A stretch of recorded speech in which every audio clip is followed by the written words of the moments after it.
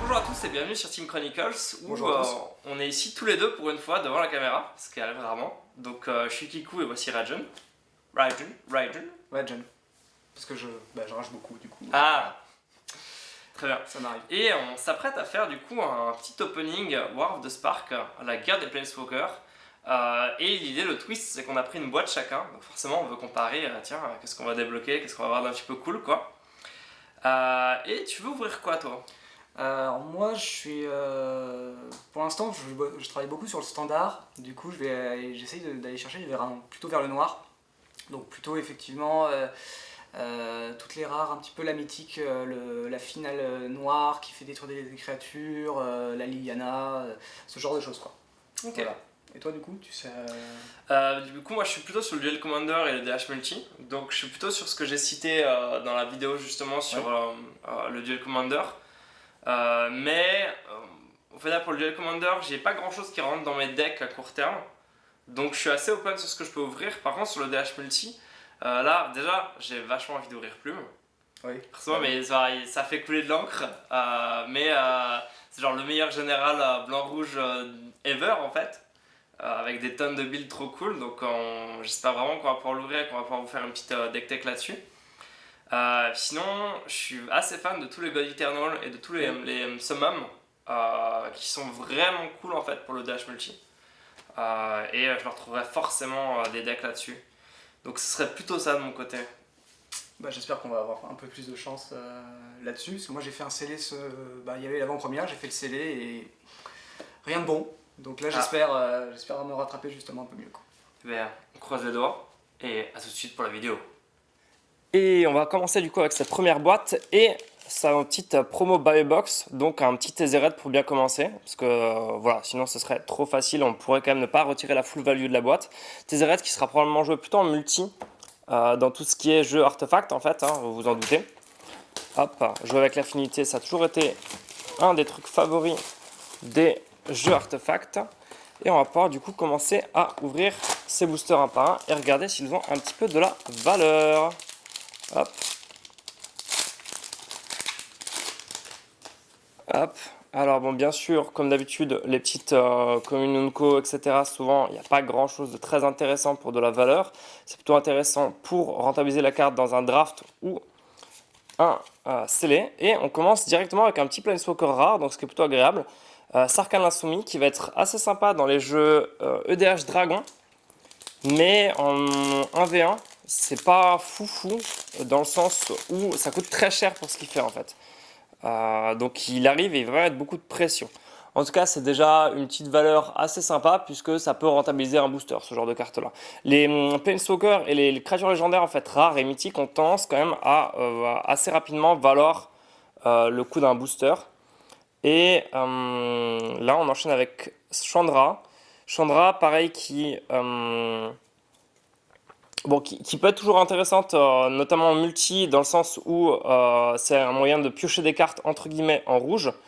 Maintenant, en 1v1, encore une fois, c'est pour 4, ça fait pas tant de choses que ça, et à ce rythme-là, on préfère du coup l'autre Chandra, celle qui avait 4 capacités, la Chandra Mindsculptor.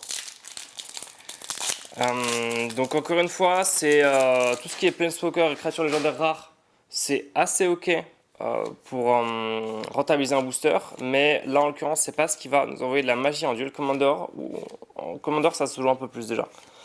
Hop, Nairi, et inversion de Narset. Alors inversion de Narset qui est assez intéressante dans une optique un petit peu plus Storm, et en fait notamment en multi ce qui est sympa c'est qu'on peut renvoyer un sort qui était assez fort dans la main de son propriétaire et on le joue pour nous, donc ça c'est un petit peu le genre d'effet qui est assez cool en multi.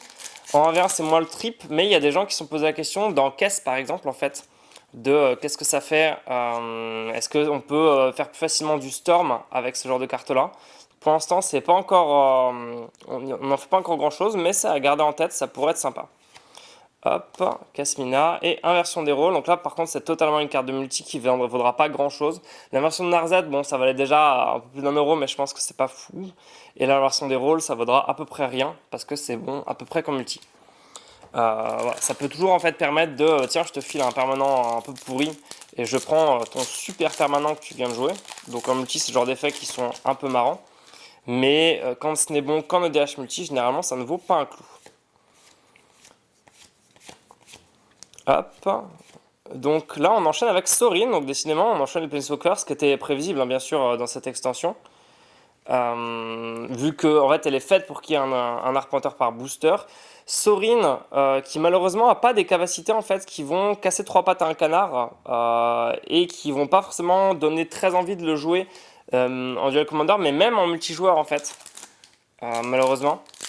C'est le genre de général où bah voilà, il arrive avec 4 marqueurs, il en gagne 2 sur sa capacité, mais il colle 1, il fait gagner 1, et là faisait ah, pétard mouillé. Dommage, parce que sinon c'est toujours le genre de petite carte qu'on aime avoir. Hop, Huatli. Et alors, le boucher de la Horde d'Effroi, qu'on a failli citer dans la petite vidéo en fait sur le top 10 des cartes qui vont le plus impacter le Duel Commander. Je pense pas encore une fois que ce soit une carte qui va grand chose. Par contre, elle peut tout à fait être jouée dans les rouges-noirs aggro en fait. L'idée, bien sûr, c'est une petite carte qui arrive et qui va rapidement prendre de la force et coller des grosses patates à notre adversaire. Du coup, il y a des gens qui l'envisageaient dans Judith notamment. Donc, on enchaîne. Pour l'instant, on a eu quelques cartes un peu sympas, mais d'autres pas ouf. Hop, et allumer le flambeau. Typiquement, encore une carte de multi qui va aller très bien dans tous les jeux Arpenteur, où Atraxa est souvent très populaire pour ça. Parce que pour ça, on chope 2 Planeswalkers, c'est vraiment le thème du deck. Mais c'est pas du tout. En fait, ça veut dire payer 5 pour ne rien faire dans tous les autres formats. Donc dans les autres formats, ça va pas être fou. Ce qui veut dire que, vu que le thème Arpenteur est très populaire, ça peut dépasser les 1 euro, mais beaucoup plus de ça, je pense pas. Hop, on va pouvoir enchaîner avec le suivant, un petit Balté, la nouvelle Vras, une commune folle qui va malheureusement pas avoir grand chose, et le brasier solaire qui, même en multijoueur, paye pas de mine parce qu'en fait, par rapport à une colère de dieu, il est vraiment pas fou quoi. Il y a des gens qui l'envisagent dans des jeux basés sur les créatures du coup avec une très forte endurance, vous vous en doutez, et des jeux pourquoi pas avec des bases de défenseurs par exemple, et où l'idée c'est de virer le défenseur à ces créatures, mais ça reste un petit trip de DH multijoueur, donc en termes de valeur ça va pas valoir grand chose, ça va avoir du mal à décoller. Hop, et il faut que je fasse attention à laisser à la caméra le temps de pointer pour que vous voyez tout bien. Alors là, le serment de kayak qu'on a nommé dans la vidéo sur le Duel Commander, qui je pense aura une valeur assez correcte.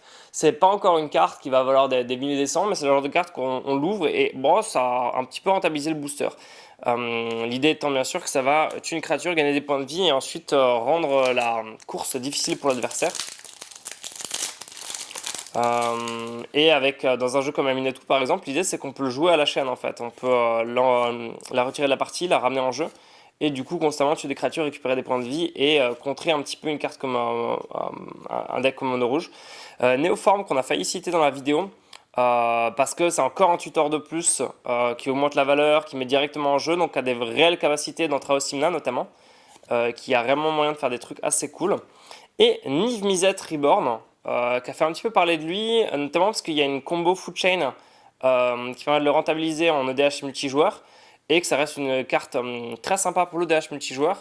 Malheureusement, ça, encore une fois, c'est payé 5 pour pas faire grand chose en arrivant. Les contraintes de build sont très fortes en Duel Commander et dans les formats compétitifs.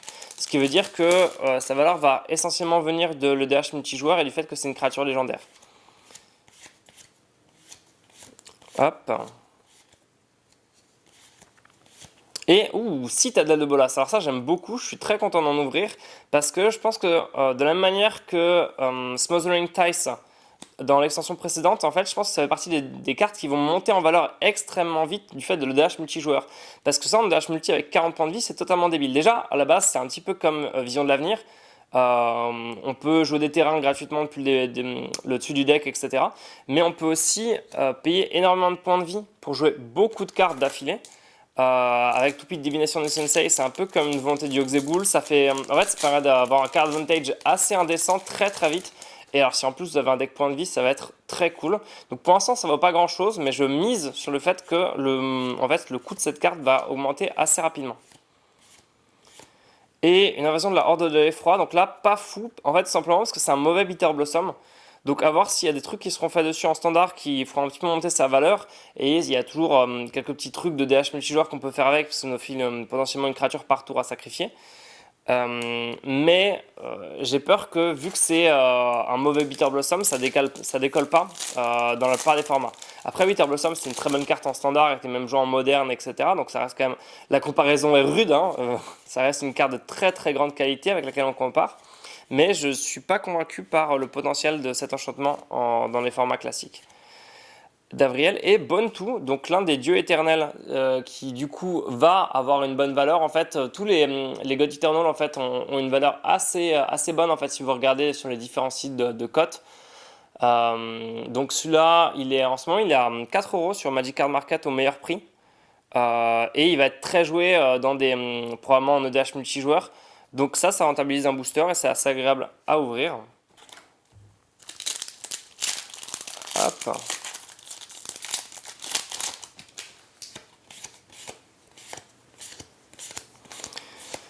Donc là, oh, la statue du dieu pharaon qui a été évoquée pour des Daretti notamment. Alors bah, déjà, en multijoueur, ça peut être sympa parce qu'on bloque les adversaires et on se fait un petit effet sympa. Mais il y a des gens qui se disent, bah, dans Daretti, je vais le rusher et le poser, mon adversaire va être quasiment incapable de jouer quoi que ce soit. Et ça va me laisser plus de temps pour dérouler mon plan de jeu. Donc à voir si effectivement il y aura des adeptes de Daretti, comme la personne à ma gauche, qui choisiront du coup d'en faire quelque chose. Et le summum de la destruction qui a failli aussi faire partie de notre top 10 sur le Duel Commander. Parce qu'en fait ça ressemble un petit peu à Shard of Calling ou à Green Sun Zenith qui sont très joués. On va tutoriser une créature et la mettre en jeu. Et il y a un mode Craterhoof Behemoth si on a beaucoup de mana. Donc très bonne carte qui va être jouée, c'est sûr que ça va décoller, c'est déjà bien coté. Pour l'instant elle est à 5,50 je crois sur Magic Card Market, donc ça fait très plaisir à ouvrir et je sais déjà que je vais la jouer que ce soit en Duel Commander ou en EDH multijoueur. Hop.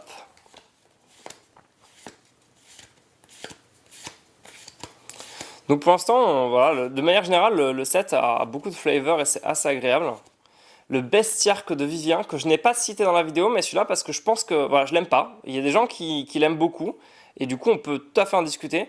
Moi je trouve qu'il n'est pas très bon, parce que en fait on paye X et on défausse d'une carte, donc on paye des ressources avec certitude, et on n'est pas sûr de récupérer des ressources en échange.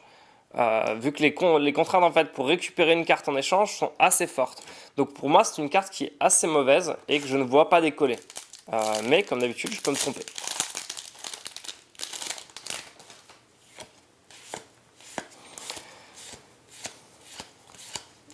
Hop. Et on avance vers un autre brasier solaire, ce qui est pas fou, et une commune foil. Donc brasier solaire, on en a déjà parlé, c'est un petit peu nul. Et si c'est joué en standard, ce sera déjà bien. Même en limité, au final, ça peut se retrouver, faut le setup, quoi. Faut les bonnes couleurs et compagnie. Donc je n'aime pas du tout cette carte. Hop. Et un petit... Alors là, deux cartes. Combat singulier qui peut être correct en DH multijoueur, mais en fait, on n'a pas le droit de jouer des créatures et des planeswalkers jusqu'à la fin de notre prochain tour. Ce qui veut dire que nous, on joue ça, derrière, on peut pas jouer de cartes, et au prochain tour, on peut pas en jouer non plus. Donc les adversaires non plus pendant un tour, mais ça va être eux qui vont, les premiers, pouvoir rejouer des créatures. Donc à la fois, si vous jouez vraiment pas de créatures et vous n'avez pas peur de cette restriction, ça peut valoir le coup en dash multijoueur parce que vous gagnez entre guillemets 2 tours. Mais je trouve que la restriction est vraiment énorme, surtout si on laisse aux adversaires leurs meilleures créatures, où ça peut être très, très dur quoi. Et Feeble Tip, l'égaré, donc foil, qui est une visionnaire elfe en bleu, avec des gens qui se sont amusés à essayer de lui trouver des utilités, mais globalement c'est fatigué. Mais une visionnaire elfe c'est correct, hein, c'est juste qu'il faut arrêter de croire que c'est OP. C'est une visionnaire elfe et c'est déjà bien. Oups.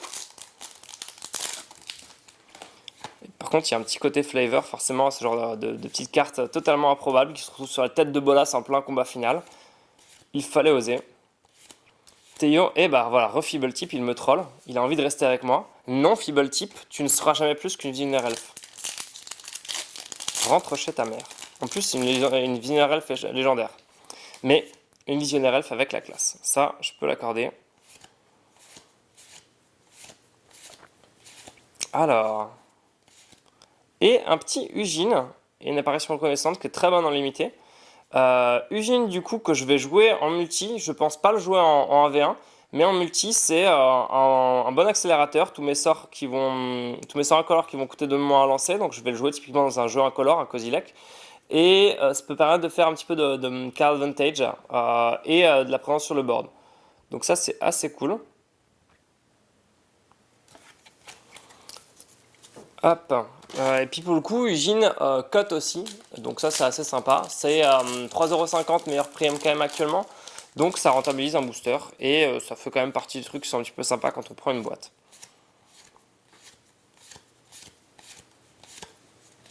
Hop, Dovin et Tomic, du coup, qui je pense sera joué en standard. Qui a un bon rapport qualité-prix, qui peut embêter Jitrog, Teferi, que j'ai cité dans le top.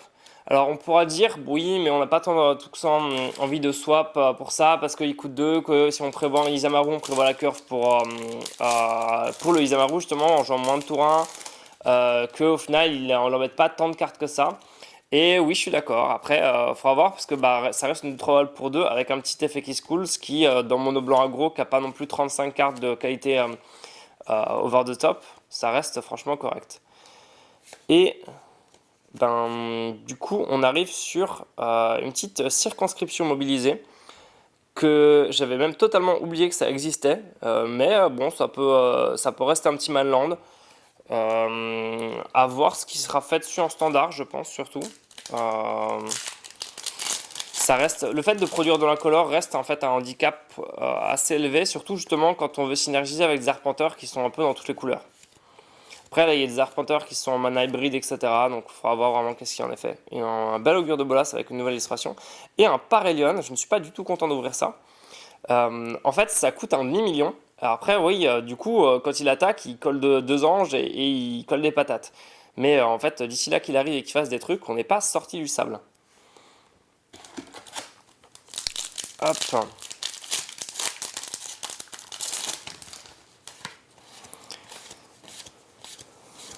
Donc là, on va pouvoir enchaîner et essayer de regarder si on ouvre un petit peu mieux que Feeble Type. Et c'est un devineur d'âme, donc c'est pas beaucoup mieux. Le devineur d'âme qui nous permet de retirer des compteurs de nos cartes si on sait qu'on va avoir des compteurs avec des cartes pour piocher des cartes. Et sinon, c'est une 2-3 pour 2. Mais du coup, souvent, quand on a des cartes avec compteurs, on veut au contraire leur laisser des compteurs. Ou alors on veut retirer 10 compteurs d'un coup et mettre une 20-20 destructible. Mais dans ce cas-là, on préfère un sortimage. Donc je ne suis pas forcément convaincu par ça. En limité, c'est un peu sympa parce que il y a pas mal d'arpenteurs en fait actuellement qui ont des capacités où si on perd un compteur, c'est pas dramatique et du coup piocher une carte, c'est cool.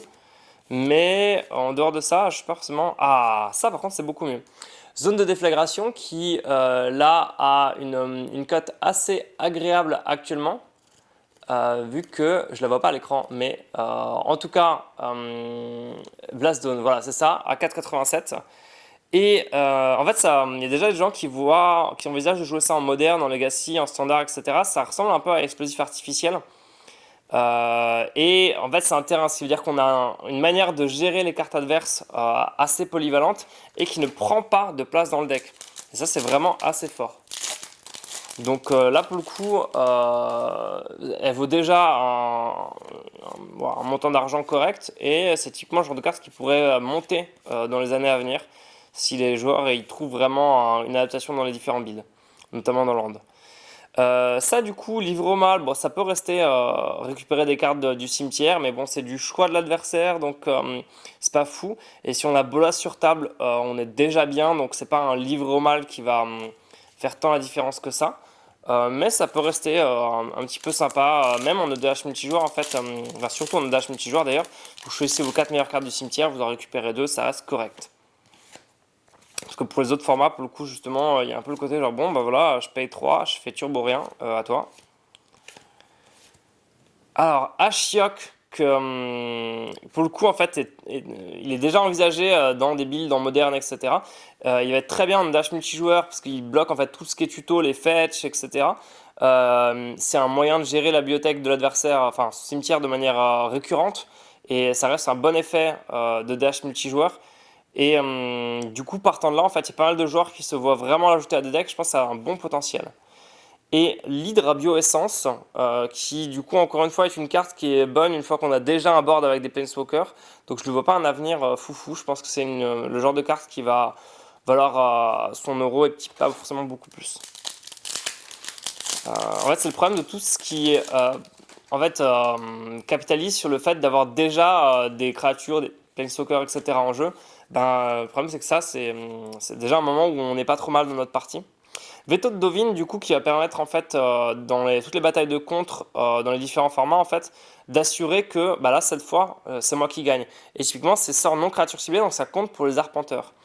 Et ça, c'est assez intéressant. En fait, il y a beaucoup d'arpenteurs qu'il faut contrer, sinon vraiment l'adversaire prend un gros avantage sur la partie. Et pouvoir dire non, point final, ça a un impact, que ce soit en Duel Commander ou dans les autres formats. Donc c'est le genre de petit Tunko qui va avoir une valeur correcte, je pense. Et le sort ancestral, qui est du coup le sort que lance Bolas pour faire le ménage chez les Planeswalkers et devenir super fort dans la storyline. Et qui malheureusement du coup se contente de tuer des arpenteurs. Donc un truc qui peut être envisageable, c'est si on sait déjà qu'on va jouer des arpenteurs et que ça peut être un moyen de dire tiens, je me tue 2 arpenteurs et je fais un ultimate, et ok, j'ai pris un lourd tribut, mais j'ai un ultimate d'arpenteur, généralement c'est vraiment super fort.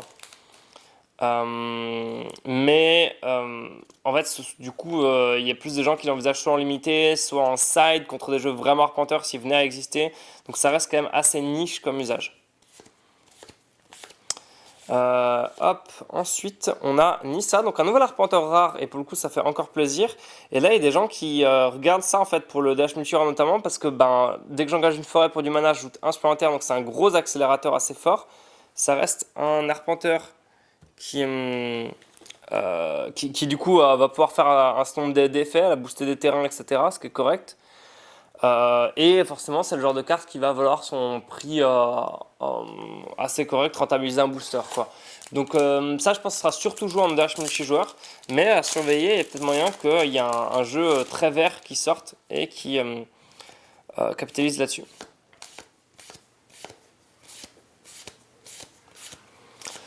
Hop, Vraska, et encore un Bestiarch, donc je l'ai déjà dit, je trouve pas ça fort.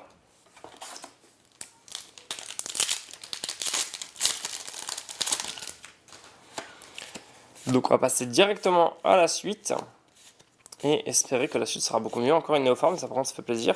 Kiora, qui je pense sera joué en DH multijoueur, parce que en fait des jeux qui capitalisent sur les créatures de force assez haute qui arrivent en jeu, il y en a pas mal.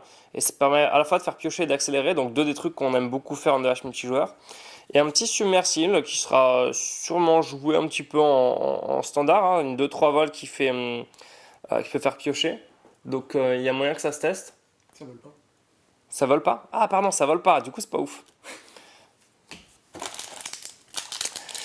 Moi j'étais là, je comparais avec la carte qui a été bannie là, qui faisait 3-3 vols et je loot. Et du coup ça avait l'air vachement bien. 2-3 vols je pioche et je loot pas. Je me disais là, pas mal quand même. Non, du coup si elle vole pas, c'est quand même un petit peu plus galère. Hop, et un Jace. Alors du coup déjà c'est une carte qui va valoir son petit pesant d'euros, ce qui est correct. En fait, là, pour le coup, c'est un équivalent de Maniaque du laboratoire. En fait, si je devais piocher et que ma bibliothèque ne contient aucune carte, je gagne la partie à la place. Et c'est une condition de victoire qui est assez populaire en dash multijoueur. Ce qui veut dire que même si actuellement ça rentabilise pas forcément un booster tout seul, je pense que ça sera joué en fait en multijoueur suffisamment pour faire monter le prix au fur et à mesure. Voilà, le dash multijoueur étant quand même assez populaire dans le monde, format le plus populaire du monde d'ailleurs, je crois. Après, il faudra voir par rapport au nombre de gens qui ouvrent l'extension, bien sûr. Sinon, ça reste payer 4, donc 3 bleus pour genre piocher une carte et me les 2. Et là, c'est pas ouf. Ah, Saïli, que j'ai failli citer là aussi dans le top 10 pour le Duel Commander, vu que c'est un arpenteur qui va faire que pour tous les sorts non créatures qu'on va jouer, on va accumuler des cerveaux 1-1, donc du board. Et en plus, il peut commencer à faire quelques petits effets sympas sur nos artefacts. Donc, sur un malentendu, dans un Akiri Silas, ça peut être sympa. Sinon, en multijoueur. Et il y a des gens, du coup, qui regardent vachement qu'est-ce qu'on peut faire à baser là-dessus, en moderne notamment. Le début du dénouement, en fait, Le problème, c'est qu'on compare ça à Torrential Girulk, par exemple. Torrential Girulk, c'est quand même assez peu joué, et pourtant, on met un body où on sait qu'il va être très gros, on sait qu'on va récupérer un super sort à un moment important. Là, on pioche deux cartes, on sait pas trop quelle taille on va mettre, au moins deux, mais du coup, ça va être quoi? C'est une 4-4 en éphémère. Ça va toujours, ça vaut le coup de le garder en tête et de l'examiner, mais je pense pas que ça va être foufou en Duel Commander. À voir en standard, s'il en sort, mais en ce moment, en standard, il y a des trucs un petit peu vénères, mine de rien. Donc il faut quand même du power level pour arriver à faire des trucs. Alors, et un petit Gideon, donc là ça c'est vachement cool. Gideon qui est dans les 12 euros au meilleur prix en ce moment, et qui est très solide, hein. Il va coller des patates, il va pouvoir du coup filer des capacités et au besoin exiler un permanent.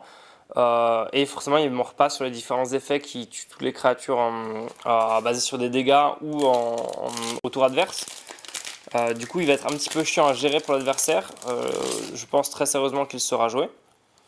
Et du coup, je suis très heureux de l'avoir ouvert, forcément. Hop. Narzette et arrivée des éternels dieux. Alors, ça le problème en fait, c'est que vous payez 5 dans beaucoup de colorés. Et bon, je colle 4, je gagne 4. Je me le de 4, mais on s'en fiche. Je mets une 4-4. Je suis assez mitigé pour tout ce qui est Commander. J'ai l'impression que c'est pas suffisant par rapport à l'investissement que c'est en rituel. Ouais, il y a régulièrement des cartes un petit peu comme ça, justement, qui essaient de rentabiliser ce genre de gros investissements-là. Mais là, je suis pas sûr que ça.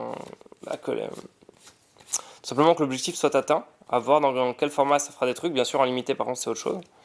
Oh, doublure d'étincelle. Alors, ça, très sympa. Notamment pour le DH multijoueur, en fait, parce qu'on va pouvoir copier son général. Et celui-là, la règle des légendes ne va pas s'appliquer vu que la copie est pas légendaire. Donc ça, en fait, il y a énormément de jeux qui se basent sur leur général et qui veulent tirer parti de leur général et avoir deux fois leur général, ça les rend fous de bonheur. Donc pour le coup, c'est typiquement le genre de carte, je pense, qui va encore une fois en fait être très joué en dash multijoueur et trouver beaucoup moins son intérêt dans les autres formats où ben, payer 4 pour un truc qui fait rien si on n'a pas déjà des trucs cool en jeu, c'est pas foufou.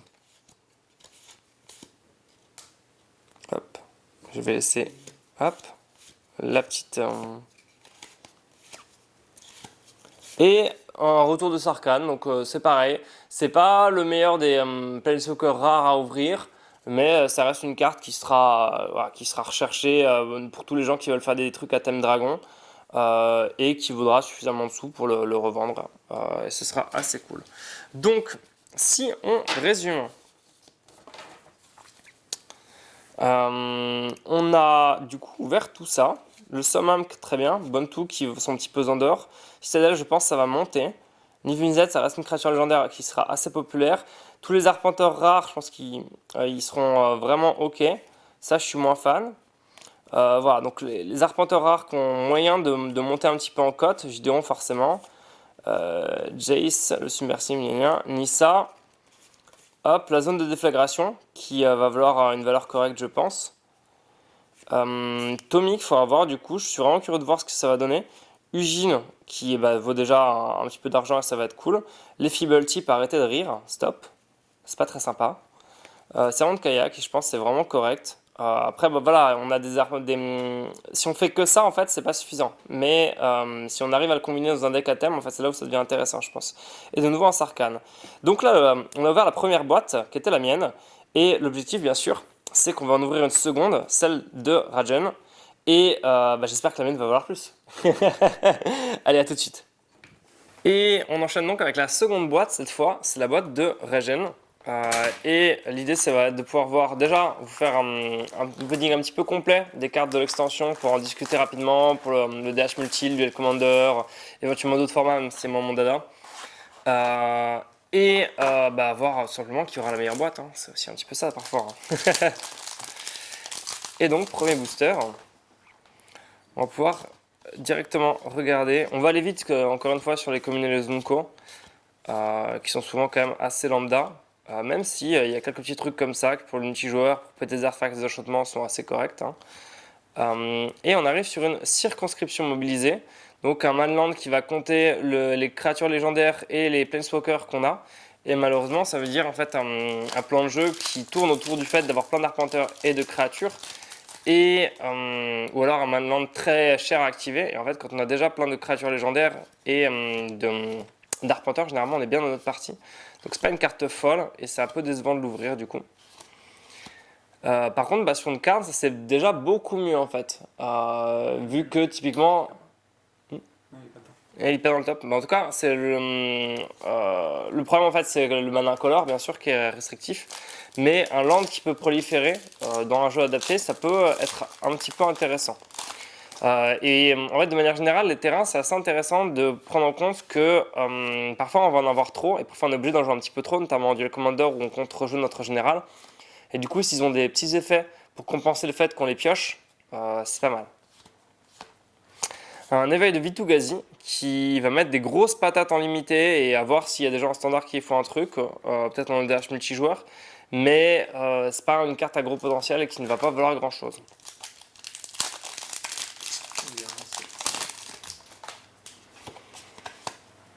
Hop. Une néoforme, donc là qui fait plaisir à ouvrir, qui aura aussi correct. Victime de la guerre et une petite commune foil. Victime de la guerre qui permet quand même de faire un ménage qui est assez correct. Donc dans une situation de dash multijoueur, en fait, encore une fois, pouvoir péter un de chaque ou l'essentiel, c'est quand même assez fort comme gestion. Donc là, pour le coup, ce sera joué en dash multi. Bon, c'est le droit d'ouverture qui est correct. Hein. Mais vu que ce ne sera pas joué dans les autres formats, je pense, quoique. Peut-être dans un format un petit peu plus lent, standard peut-être. Faut voir parce que le standard n'est pas vraiment très lent en ce moment. Fut un temps, il y a eu des moments où il était plus lent, mais là, il y a des moments où il envoie des patates quand même. Inversion de Narset, on en a parlé. Voir s'il y a des gens qui en font quelque chose en Storm pour pouvoir récupérer son propre sort, le copier, des trucs du genre. Mais bon, je suis dubitatif, mais ça a surveillé. Du coup, pour l'instant, on n'est pas sur des cartes de grande valeur, mais des petites cartes utilitaires qui sont sympathiques et qui pourront toujours permettre du coup des trucs sympas en multi. Mais bien sûr, on cherche des trucs pour notamment le Duel Commander et puis des trucs qui auront de la valeur aussi. Tommy qui faisait partie de notre top, donc bon rapport qualité-prix, une petite capacité qui parfois sera intéressante, à voir si ça prendra un peu de la valeur ou si malheureusement la capacité sera trop limitée pour que vraiment la carte sorte du lot. Donc là on verra. Hop.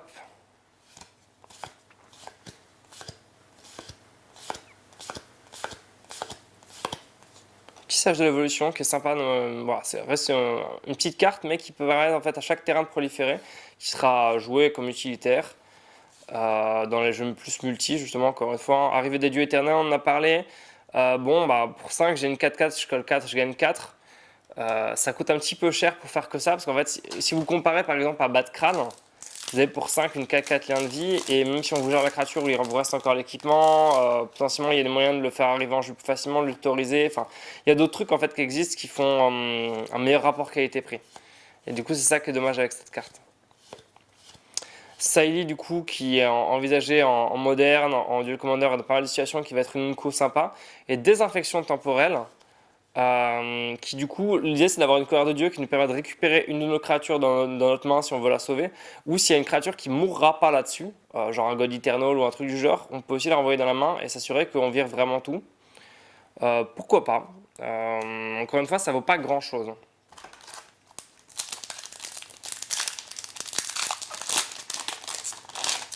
Hop. Donc pour l'instant, il y a Rajan qui est en train de pleurer toutes les larmes de son corps quand il voit sa boîte, ce qui est très dommage. Mais on espère quand même pour lui qu'on va trouver des trucs un petit peu sympas.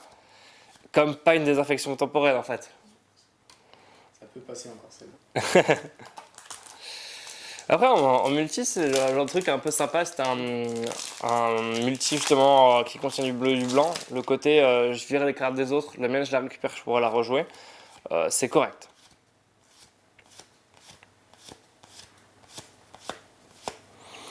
Oh, fou. Alors là, par contre, c'est infiniment mieux. Liliana, de base, c'est vers les 13 € meilleur prix, 25 en foil.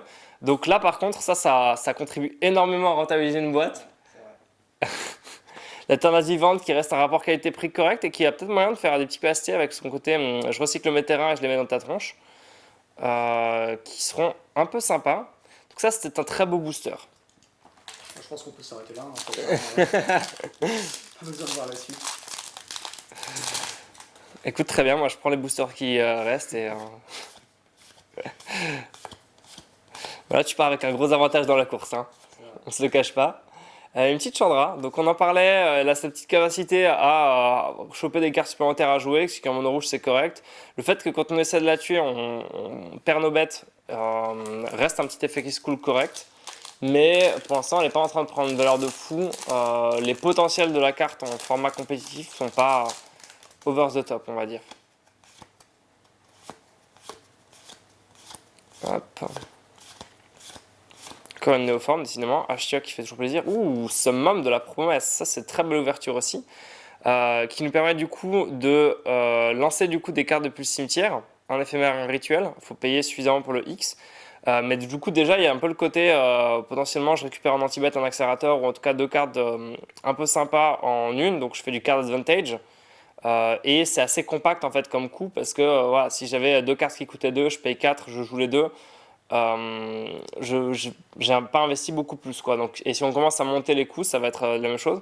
Et en fait, toutes les promesses, enfin tous les summums ont ce côté vraiment cool. En EDH multijoueur du coup à X qui permet en début de partie, on en fait des trucs un peu corrects.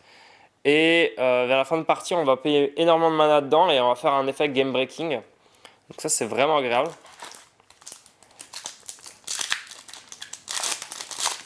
Hop.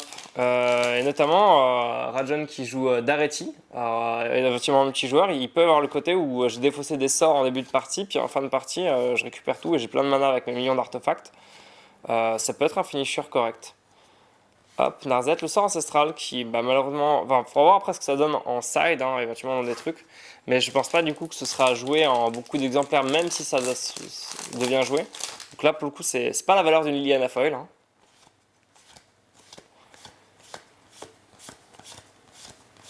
Hop, la vagabonde, allumer le flambeau, qui tutorise des arpenteurs, qui sera probablement joué en dash multijoueur, parce que trouver des arpenteurs, c'est sympa, mais pas forcément beaucoup plus. Hop.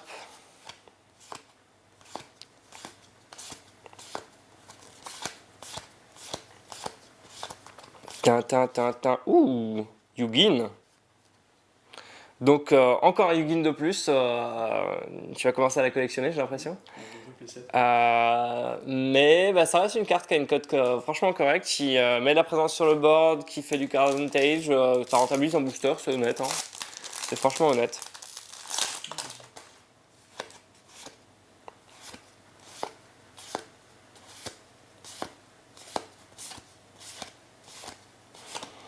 Hop, à choc encore. Ouh, Neheb. Un Neheb qui va faire un général de DH multi très sympa en fait. Parce que déjà pour 4 c'est une 5-4 finalement, donc ça a un peu du punch. Et quand on attaque, on va pouvoir recycler potentiellement toute sa main. Donc tout ce qu'on ne pouvait pas jouer en ce moment, on le vire, on pioche autant de cartes, on gagne autant de mana rouge. Et du coup, potentiellement on enchaîne. Et ça peut être sympa en fait avec les cartes qui ont le flashback, avec tant de cartes en fait qui vont bien se combiner avec ça. Ou avec son pote l'autre Neheb. En rouge qui est filé autant de mana rouge que les dégâts qu'on a collés à nos adversaires ce tour-ci. Donc il y a un petit EDH multi un petit peu sympa et dynamique à faire. Et ça va être assez cool.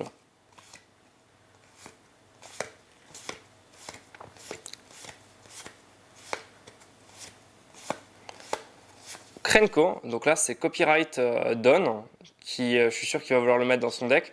Gobelin, on en parlait, ça fait partie de ces commandeurs qui peuvent potentiellement réussir à percer à un moment dans les bonnes mains avec la bonne liste, etc. C'est très explosif, donc il faudra voir si Krenko s'en sert bien là-dedans. Je pense pas en tant que commandant, parce que bon, au début c'est une 1-2, il attaque, et ça devient une 2-3, il met un petit jeton 1 rouge. Bon après c'est égal à la force de Krenko, donc il en met 2 directs, 3 après. À voir en fait si c'est suffisamment rapide par rapport aux autres généraux rouges qu'il y a actuellement pour Gobelin.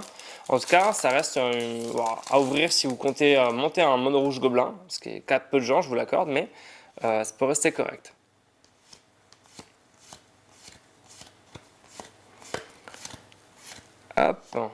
et un brasier solaire. Donc là, ça c'est pas foufou. On en parlait tout à l'heure, mais ça reste une colère de Dieu très restrictive, aussi bien au niveau du coût de mana que de sa capacité à effectivement gérer des créatures. Et si on doit en faire une restriction de build, genre oui, mes créatures doivent avoir plus de force, enfin plus d'endurance que de force. Bon, il y a la nouvelle de 3 vols, hein, mais ça reste quand même pas très pratique. Ouh, donc un petit Sorin, voilà, avec son petit potentiel en standard, et puis son petit potentiel du coup de cote en fait, tout simplement. Hein. Sorin qui va rentabiliser un booster, je pense. Hein. Et ce qu'on disait déjà pour la boîte précédente, mais globalement, toutes les créatures légendaires rares, mythiques, et pareil pour les Dark Panthers, ont tendance à rentabiliser un booster, si ce n'est immédiatement, souvent plus tard, parce que ça fait partie des cartes que les gens aiment bien prendre. Il y a des exceptions, bien sûr, mais souvent c'est assez correct. Il y a un petit Tolsimir à Mudelou, qui je pense est vraiment pas trop moche, dans le sens où c'est un peu un nouveau Thragtusk. Thragtusk que tu as une carte ultra correcte. Donc là, le coût en mana est très restrictif, il faut faire gaffe, mais je pense que c'est une carte correcte, et qui dans blanc-vert Commander Swap en multi, pardon, en duel Commander, a moyen de peut-être surprendre, notamment ces mono red en mode tiens, vas-y, je pose 2-3-3, je tue ton Charizard, je gagne 3 points de vie à toi. Donc à voir, à surveiller. Je serais curieux de voir ça jouer. Ouh, un petit Agénie au grand cœur et une Unco Foil. Donc encore une fois, en fait il y a toujours ce truc, le petit effet statique d'avoir la vigilance qui est correct. Maintenant le problème c'est que le plus 1 c'est 3 points de vie, ce qui est bon, ce qui est moins bien. On va plus jouer sur l'autre tableau qui est je booste toutes mes créatures, en tout cas pas ancienne glorieuse, et tous mes Planeswalkers. Et là, du coup, on commence à avoir une combinaison intéressante en fait, où potentiellement le tour où il arrive, c'est pour 4, toutes mes créatures ont la vigilance, je booste toutes mes créatures, et il me reste 3 de loyauté sur mon Arc Hunter. Je peux encore le refaire une fois safe, et après, il faudra que je commence à gagner des points de vie pour essayer de le remonter. Donc là, dans cette optique-là, en fait, de boost dans un blanc-vert potentiellement un peu agressif, ça commence à devenir intéressant. On voit un thème arriver.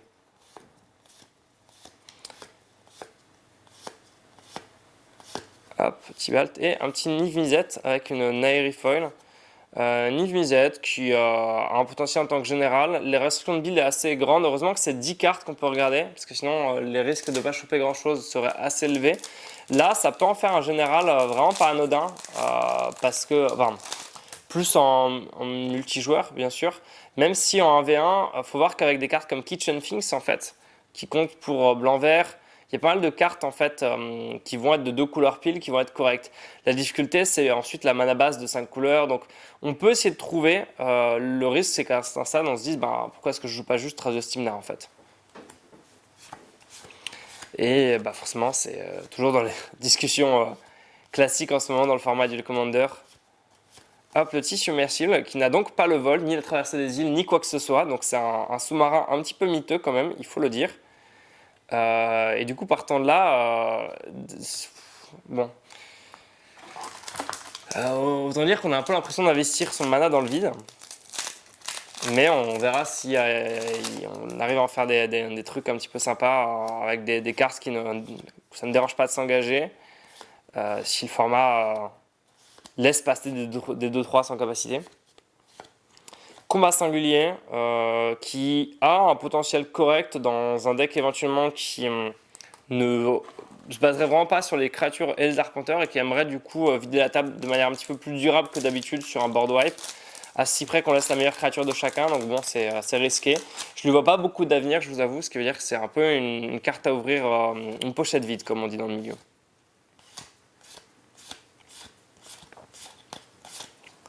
Hop, hop, et un petit Jace. Alors là, c'est beaucoup mieux parce que, bon, comme on l'a dit, il y a un petit côté maniaque du laboratoire. La possibilité de trouver des moyens de se meuler et de gagner sur la capacité de Jace. Voilà, si vous avez pioché une carte alors que votre bibliothèque ne contient aucune carte, vous gagnez la partie à la place. Et sinon, on se fait piocher à tous les tours. L'investissement est élevé hein, parce que quand on parle de 1 incolore 3 bleus, on parle de Cryptic Common généralement. Donc la comparaison est très rude. À voir si on arrivera à en faire des trucs. Par contre, je ne doute pas que des gens le joueront en multijoueur avec des effets du type Tainted Pact qui sont je retire mon deck de la partie et oh mince alors, je ne peux plus piocher, c'est bête, c'est alors. Hop, Kasmina et Char de Misium, qui est une petite créature agressive qui va pouvoir se booster sur nos sorts, nos créatures. Donc il y a la question qui se pose éventuellement sur... en fait, actuellement, on a des petites à un vol pour 1 qui peuvent piloter ça dans des decks qui sont assez fournis en sorts d'éphémères et de rituels. Donc ça pourra en faire une carte assez dynamique qui colle des pins. Maintenant, voilà, ça a l'avantage d'être peu sensible à tout ce qui est rituel, etc. Et le désavantage que ça fait rien tout seul.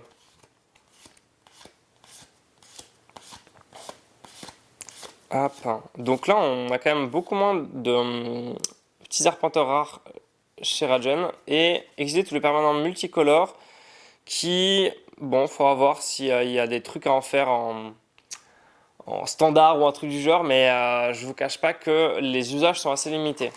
Même en EDH multijoueur où on a tendance à pouvoir caler un petit peu tout ce qu'on veut suivant le thème, bon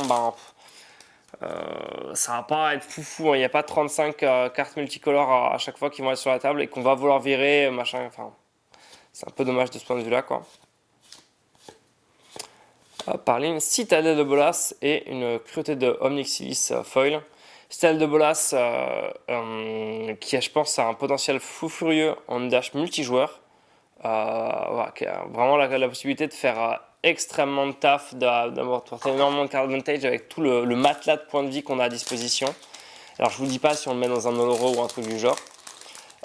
Pour le reste, ça coûte très cher, mais je ne doute pas qu'il y a des gens qui trouveront, même en moderne, avec le pool du moderne, en fait, le moyen d'en faire des trucs complètement débiles, en mode pour 6, quand je la pose, j'ai gagné, tellement je fais des choses à la fois.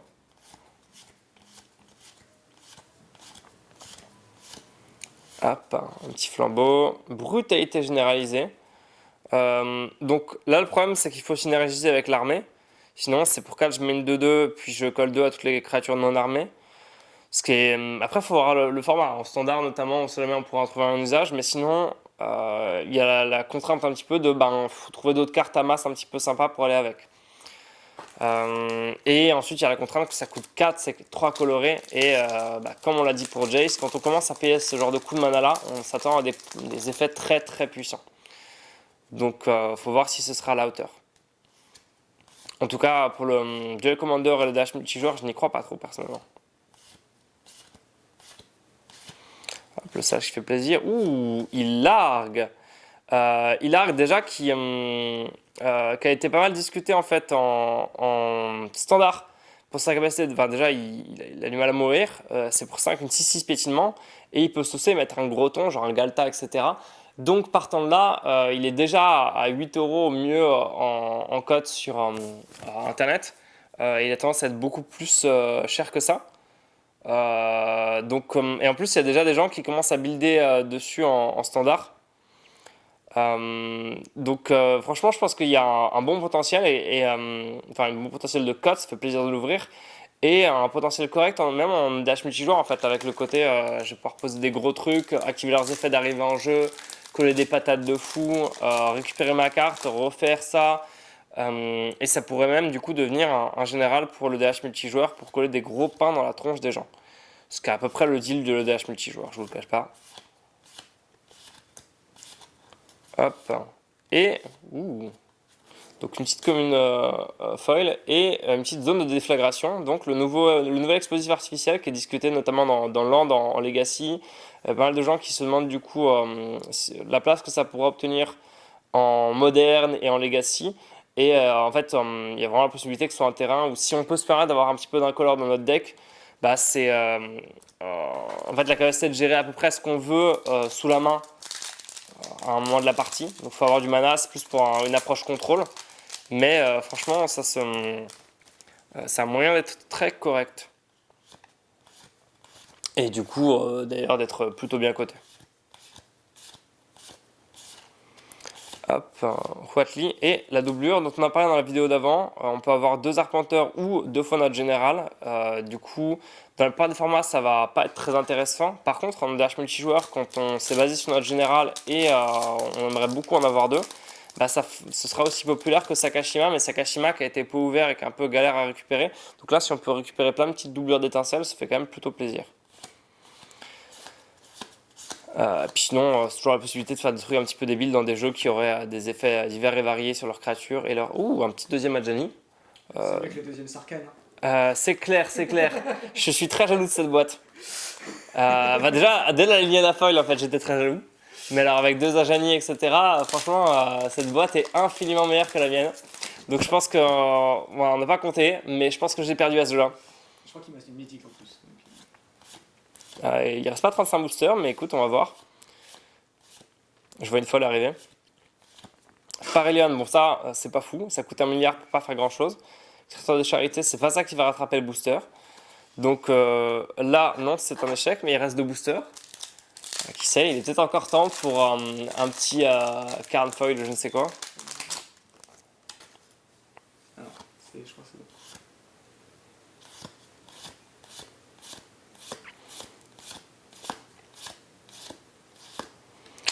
Ravnica en guerre, c'est pas encore le booster qui va changer beaucoup la cote, vu que Ravnica en guerre, je pense que c'est à peu près une pochette vide.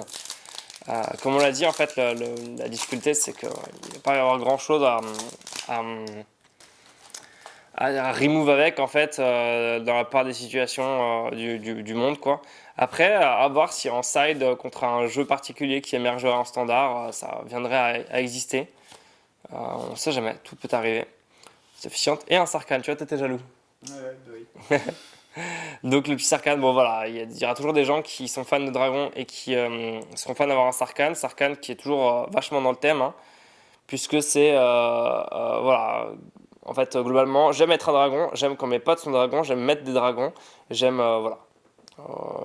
Sarkhan, tu lui demandes à peu près quoi que tu veuilles, sa réponse, ça sera dragon. Ce qui, au moins, on fait un mec très prédictif, on sait exactement quoi attendre de lui. Viens combattre Bolas, dragon. Très bien, on fait comme ça. Donc, qu'est-ce qu'on a de beau? Sarkhan qui va être correct, mais Adjani c'est déjà mieux. La zone qui est beaucoup mieux. Ilarg qui vaut plutôt son pesant. Ça montera. Pour l'instant, la carte n'est pas encore au rendez-vous, mais je pense que ça montera.